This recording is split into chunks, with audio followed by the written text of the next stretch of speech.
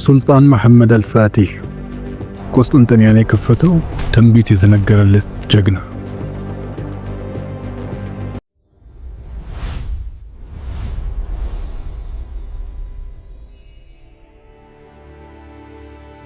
ከ800 ዓመታት በላይ ሙስሊሞች አንድን ህልም ሲያልሙ ኖረዋል። ያ ህልም በታላቁ ነቢይ መሐመድ ሰለላሁ ዐለይሂ ወሰለም የተነገረ ትንቢት ነበር። ነቢዩ ሰለላሁ ዐለይሂ ወሰለም እንዲህ ብለው ነበር፣ ቆስጠንጠንያ በእርግጥ ትከፈታለች። እሷን የሚከፍተው መሪ ምንኛ ምርጥ መሪ ነው!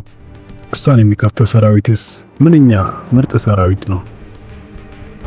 ይህንን ክብር ለመጎናጸፍ ሷሃባዎች፣ ኡመያዎችና አባሲዶች ደጋግመው ሞክረዋል። አቡ አዩብ አልአንሳሪን የመሰሉ ታላላቅ ሰሃባዎች በዚያ ግንብ ስር ተቀብረዋል። ነገር ግን ይህ ክብር የተጻፈው ለአንድ የ21 ዓመት ወጣት ነበር። እርሱም ሱልጣን መሐመድ አልፋቲህ ይባላል። መሐመድ አልፋቲህ የተወለደው በአጋጣሚ ሳይሆን ለታላቅ ዓላማ ታጭቶ ነው። አባቱ ሱልጣን ሙራድ ልጁን ለታላቁ መምህር ሸምሱዲን ሰጡት። መምህሩ ሁል ጊዜ መሐመድን ወደ ቆስጥንጥንያ ግንብ እየወሰዱት ይህንን ግንብ የምትሰብረውና የነብዩን ትንቢት የምታሳካው አንተ ነህ ይሉት ነበር።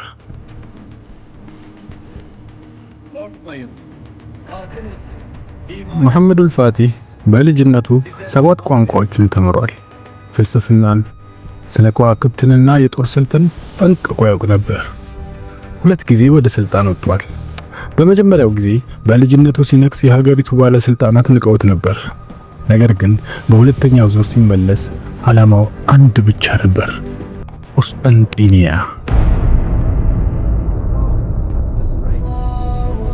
ኡመሊ ሂሳሪ እና የጦር ዝግጅት። ቆስጠንጥንያ በዘመኑ የማይደፈር ግንብ ነበራት። በሶስት አቅጣጫ በባህር የተከበበችና በየብስ በኩል 3 ድርብ ግንቦች ያሏት ከተማ ነበረች።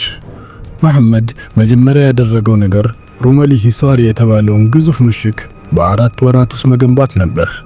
ይህ ምሽግ ለባዛንታይን የሚመጣውን እርዳታ ለመቁረጥ ታስቦ የተሰራ ነው። በመቀጠልም ኡርባን የተባለውን መሐንዲስ በመቅጠር በታሪክ ታይቶ የማይታወቅ ሻሂ የተባለ ግዙፍ መድፍ አሰራ።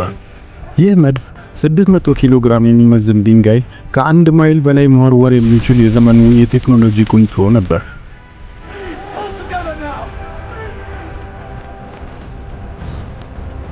ሚያዝያ 6 1453 ከበባው ተጀመረ። ለ53 ቀናት መድፎች ግንቡን እንደበደቡት። ነገር ግን አንድ ትልቅ እንቅፋት ነበር።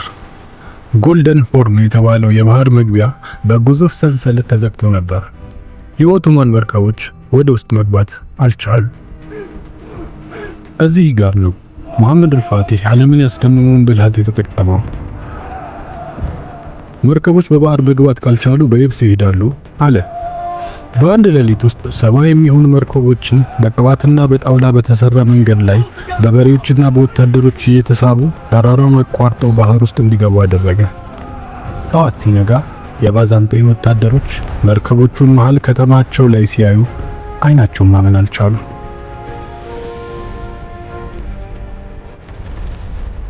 ግንቦት 29 1453 ጁሙዓ ቀን የመጨረሻው ጥቃት ተሰነዘረ። ሱልጣን መሐመድ ከፊት ሆኖ ሰራዊቱን አበረታታ። ኡሉባትሊ ሐሰን የተባለ ወታደር ግንቡ ላይ ወጥቶ የኦቶማን ሰንደቅ ዓላማን ተከለ። ከተማዋ ተከፈተች። ሱልጣኑ ከተማዋ ውስጥ ሲገባ በኩራት ሳይሆን በትህትና ነበር። ከፈረስ ወርዶ መሬቱን ሳመ። ወደ አያ ሶፊያ ቤተክርስቲያን ሲሄድ የተሸሸጉትን ክርስቲያኖች አረጋጋቸው። ዛሬ በእናንተ ላይ ወቀሳ የለም፣ ወደ ቤታችሁ በሰላም ሄዱ አላቸው። አያ ሶፊያን ወደ መስጂድ እንዲቀየር አዘዘና የመጀመሪያውን ጁምዓ በዚያው ሰገዱ። አላሁ አክበር አላሁ አክበር። ሱልጣን መሐመድ አልፋቲህ ቆስጠንጢንያን ኢስላምቡል ወይም የእስልምና ከተማ ብሎ ሰየማት። ከተማዋን የጥበብ የሳይንስና የንግድ ማዕከል አደረጋት። እርሱ ከሞተ በኋላም ሰራዊቱ እስከ ኢጣሊያ ደርሷል። መሐመድ አልፋቲህ አንድን ከተማ ብቻ አይደለም የከፈተው፣ የ1000 ዓመቱን የባዛንታይን ግዛት አክትሞ አዲስ የዓለም ታሪክ ምዕራፍ ከፍቷል።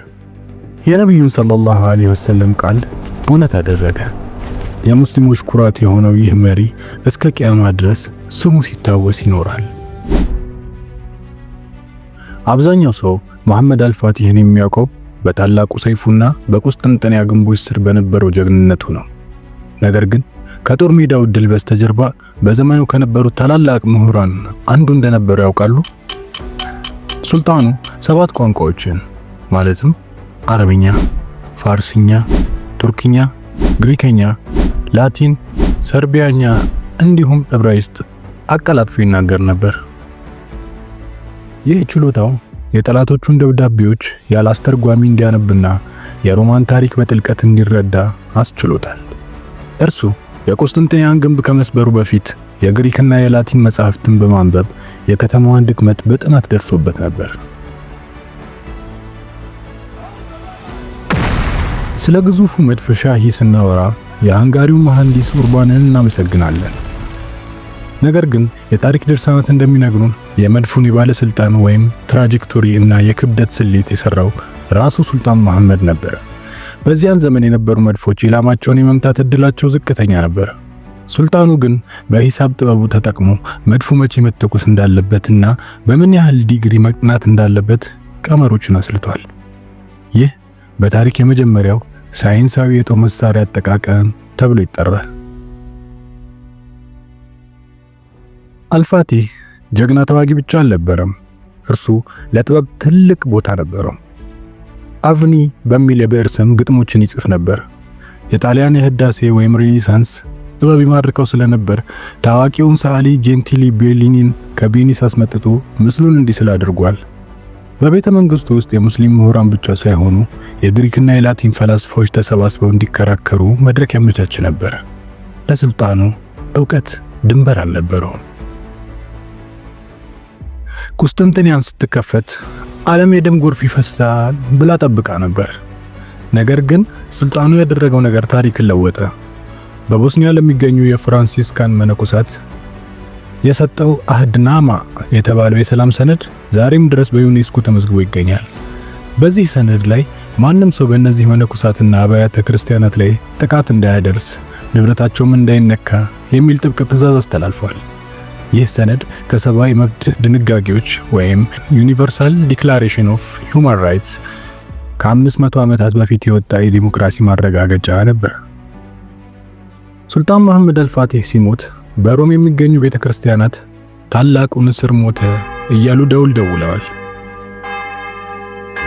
ይህ የሚያሳየው ጠላቶቹ እንኳን ምን ያህል ያከብሩት እንደነበር ነው። የሱልጣኑን እውነተኛ ድል ግንብ መስመሩ ብቻ አልነበረም። የተለያየ እምነትና ዘር ያላቸውን ሰዎች በእኩልነት ማስተናገድ የሚችል ታላቅ ስልጣኔ መገንባቱ እንጂ። እርሱ የሰይፍና የብዕር የጦርነትና የጥበብ ሚዛን ነበር።